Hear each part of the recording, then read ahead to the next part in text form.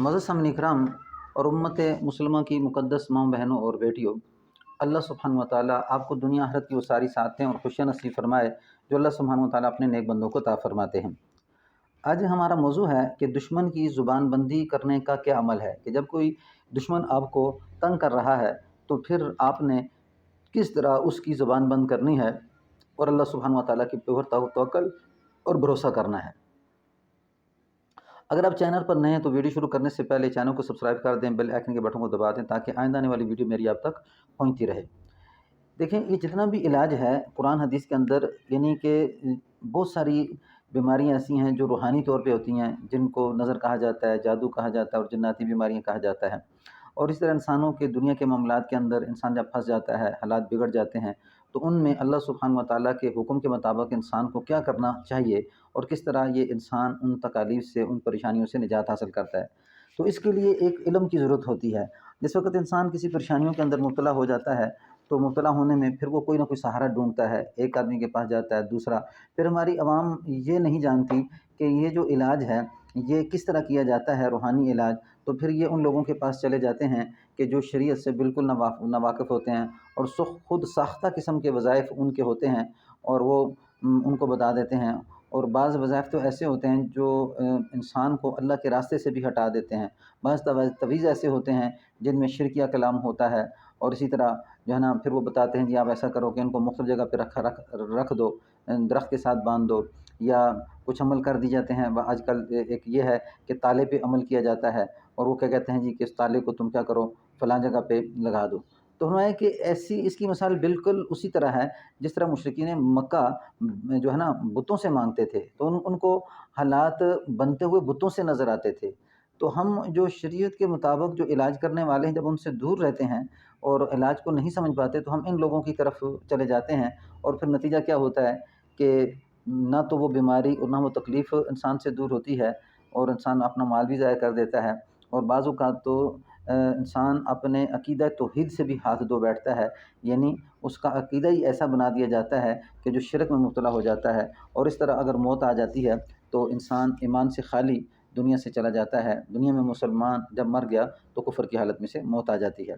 تو اس میں ایک عمل کیا جاتا ہے، بعض تالے پہ عمل کرتے ہیں، بعض کیل پہ عمل کرتے ہیں، اور ایک جادوگر ہوتا ہے۔ ان میں سے کچھ لوگ تو ایسے ہیں کہ جن کے پاس نہ تو جادو کا علم ہوتا ہے اور نہ شریعت کا علم ہوتا ہے، یعنی یہ خود ہی جاہل ہوتے ہیں، اور اکثر لوگ جہالہ ان کے پاس جاتے ہیں۔ اور دوسرا ایک عمل ہوتا ہے جادو کا عمل۔ تو فرمایا کہ یہ جو جادو کا عمل ہے، غیب کی خبر کس کے پاس ہے؟ اللہ تعالیٰ کے پاس ہے، غیب کوئی نہیں جانتا۔ یہ کیا کرتے ہیں کہ اکثر جو ہے نا گرے باندھ دیتے ہیں، کسی دھاگے پہ بعض اوقات گرے باندھ دیتے ہیں، ڈوری پہ گرے باندھ دیتے ہیں، اور پھر کیا کرتے ہیں اس ڈوری کو کسی جگہ پہ باندھ دیتے ہیں، یا گلے میں باندھ لیتے ہیں، یا بازو پہ باندھ لیتے ہیں۔ تو یاد رکھیں، جو بھی گراں باندھ کے اس پہ پھونک ماری جائے تو فرمایا یہ جادو ہے، کیونکہ قرآن پاک کے اندر آتا ہے وَمِن شَرِّ النَّفَّاثَاتِ فِی الْعُقَدِ، وہ گروہوں پر پڑھ کر پھونکنے والوں کے شر سے اے اللہ میں تیری پناہ مانگتا ہوں۔ مِن شَرِّ النَّفَّاثَاتِ فِی الْعُقَدِ وَمِن شَرِّ حاسد اذا حسد، اے اللہ حسد کرنے والے کے شر سے میں پناہ مانگتا ہوں۔ اب یہاں پہ یعنی کہ گروہوں پر پڑھ کر پھونکنے والا جو بتایا، تو یہ کیا ہے؟ یہ جادوگر ہے۔ تو کوشش یہ کی جائے کہ ان سے بچا جائے۔ اور اب جب کوئی آپ کا دشمن آپ کو بار بار تنگ کر رہا ہے، بہت بار پریشان کر رہا ہے، تو اب آپ نے وہاں پہ کیا کرنا ہے؟ شریعت ہماری کیا رہنمائی کرتی ہے؟ تو اس میں ایک تو حضرت بکر صدیق رضی اللہ عنہ کا واقعہ آتا ہے کہ جب غار کے اندر آپ صلی اللہ علیہ وسلم اور ابو بکر صدیق رضی اللہ عنہ دشمن سے چھپ کے وہاں پہ پہنچے، تو دشمن سامنے ہے اور حضرت بکر صدیق رضی اللہ تعالیٰ عنہ اور حضور صلی اللہ علیہ وسلم غار میں ہیں۔ تو جیسے ہی دشمن سر پہ پہنچا تو ابو بکر صدیق رضی اللہ فرمایا اللہ کے رسول ذرا سا انہوں نے نیچے دیکھا تو ہمیں دیکھ لے گا۔ تو آپ نے کیا فرمایا؟ آپ صلی اللہ علیہ وسلم فرمایا اللہ مکفینی ہم بما شیتا، کہ ابو بکر تم پریشان نہ ہو، اللہ ہمارے لیے کافی ہے۔ تو یعنی کہ یہ دعا بتائی کہ اللہ مکفینی ہم بما شیتا، اللہ مکفینی ہم بما شیتا۔ تو یہ دعا پڑھنا، اس سے کیا ہوتا ہے کہ فرمایا کہ انسان ظاہری اسباب تو اختیار کر لیتا ہے، اور پھر اس کے بعد اللہ سے مدد مانگنے کے لیے فرمایا کہ یہ دعا پڑھی جاتی ہے۔ اور پھر آگے جب حضور صلی اللہ علیہ وسلم وہاں سے نکلے تو ایک آدمی جو آپ کے پیچھے لگا تو اونٹ کی یعنی کہ اونٹ اور گھوڑوں کی لالچ میں، کہ اسے لالچ دی گئی تھی کہ جو بھی آپ صلی اللہ علیہ وسلم کو پکڑ کے لائے گا تو اتنے اونٹ اسے انعام پہ دیے جائیں گے۔ تو جب وہ بالکل پہنچ چکا نزدیک تو اللہ کے رسول نے فرمایا اللہ مکفینی ہم بما شیتا، اے اللہ تو کافی ہو جا ہمارے لیے، اے اللہ تو کافی ہو جا ہمارے لیے، اللہ مکفینی ہم بما شیتا۔ تو یعنی یہ دعا بتائے گی۔ لیکن اب ہم پیغمبروں پہ غور کریں تو یاد رکھیں کہ جب بھی پیغمبروں پہ اوپر حالات آئے ہیں دشمن کے خوف سے یا کوئی تنگی کے خوف سے، تو ان سے کچھ عمل ثابت ہوتے ہیں، اور یہ کوئی عام بات نہیں ہے کہ بھئی آپ اس کو نہیں کریں گے تو آپ کے مسائل حل ہو جائیں گے۔ یہ اللہ نے ایک طریقہ علاج بتایا ہے۔ ہمارے اوپر جتنی آج تکلیفیں آ رہی ہیں، وجہ یہ ہے کہ ہم قرآن حدیث کے علاج سے بہت دور ہیں، جس وجہ سے وہ پریشانی اور تکلیفیں ہم سے جا نہیں رہی۔ تو ہمیں وہاں پہ جو آپ صلی اللہ علیہ وسلم سے پہلے انبیاء سے جو ہمیں بات ملتی ہے، ہم ایک بات تو یہ ہے کہ جب زلیخا نے حضرت یوسف علیہ السلام کو برائی پہ ابھارا تو یوسف علیہ السلام نے اس وقت جو الفاظ کہے قال معاذ اللہ، اللہ کی پناہ، تو اس الفاظ پڑھنے کے بعد یوسف علیہ السلام وہاں سے بھاگے ہیں۔ تو جیسے جیسے بھاگتے رہے تو اللہ نے 6 یا 7 دروازے تھے ان کے تالے توڑ دیے، یعنی بند راستے کی رکاوٹ ٹوٹ گئی، اور زلیخا کے فتنے سے، زلیخا کے جال سے حضرت یوسف علیہ السلام بچ کے باہر نکل گئے۔ تو یہاں پہ لفظ کیا ہوا؟ معاذ اللہ، یعنی اللہ کی پناہ۔ تو اللہ کی پناہ مانگی جائے، یہاں پہ یہ چیز ہے۔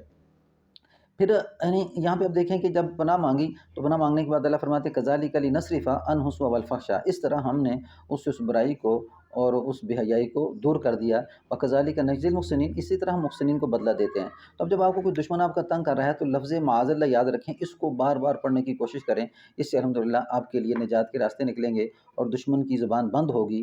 اسی طرح دشمن جو ہے اپنے کیے پر مجبور ہوگا اور اللہ آپ کے لیے کافی ہو جائے گا۔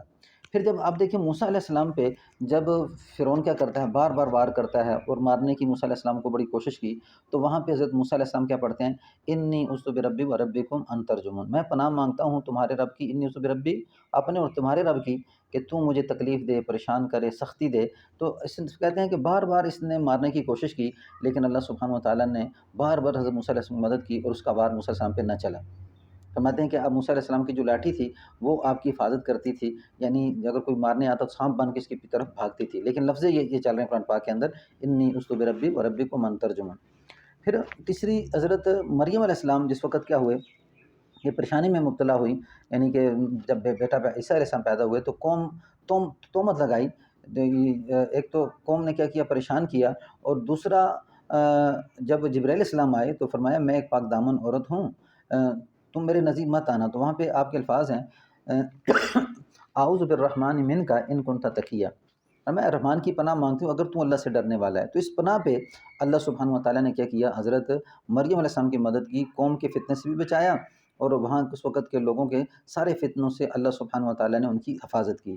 تو وہاں پہ بھی پناہ کے لفظ ہیں، موسیٰ علیہ السلام کے وہاں بھی پناہ کے لفظ ہیں۔ تو یہاں پہ کیا کیا جائے کہ جب آپ کا دشمن کوئی تنگ کر رہا ہے تو 3-4 عمل آپ اپنے ذہن میں رکھیں۔ ایک تو اللہ مکفینی ہم بما شیتا بتایا، پھر لفظ معاذ اللہ، یعنی اس کو اس طرح پڑھ لیں استغفر اللہ معاذ اللہ، تو یہ اور زیادہ کرامت ہوتا ہے۔ پھر اسی طرح جب دشمن آپ پہ وار کر رہا ہے تو اللہم انا نجعلک فی نحور ونعوذ بک من شرورہم، یعنی اس کو بار بار پڑھیں، یہ حضور صلی اللہ علیہ وسلم کی حدیث سے ثابت ہے۔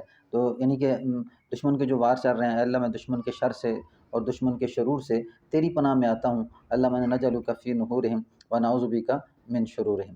تو یعنی اس حدیث کا جو ہے نا بار بار تذکرہ کیا جائے، بار بار، یعنی اس کو وظیفہ بنا لیں، 200 دفعہ، 300 دفعہ، 400 دفعہ، اگر بہت زیادہ پریشان حال ہیں تو زیادہ اس کو کر لیں۔ الحمدللہ جیسے جیسے کریں گے اللہ سبحانہ و تعالیٰ آپ کے لیے راستے کھولنا شروع کر دے گا۔ اور پھر ایک عمل ہے کہ سورۃ الفلق اور سورۃ الناس کا رقیہ سن لیں، یعنی کہ جس کو رقیہ شریعہ کہتے ہیں۔ تو اس طرح آپ کی دشمن سے جو آپ کے اوپر حملے چل رہے ہیں اللہ سبحانہ و تعالیٰ اس سے آپ کی حفاظت فرما دیں گے۔ السلام علیکم ورحمۃ اللہ وبرکاتہ۔